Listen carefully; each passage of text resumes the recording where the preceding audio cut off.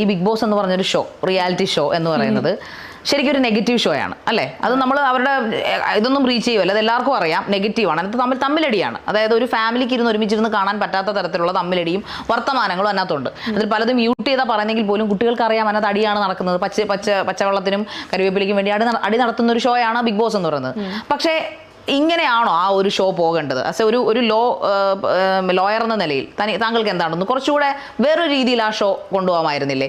അതായത് ഒരു ഫണ്ണി ആയിട്ടോ അല്ലെങ്കിൽ ഫാമിലിക്ക് ഇരുന്ന് കാണാൻ പറ്റുന്ന രീതിയിൽ ചിൽഡ്രൻ ഓറിയന്റഡ് ആയിട്ടല്ലേ? ഒരു കാര്യം പറയട്ടെ, ഞാൻ പറഞ്ഞില്ല സീസൺ 1 തൊട്ട് ഞാൻ കാണുമായിരുന്നു.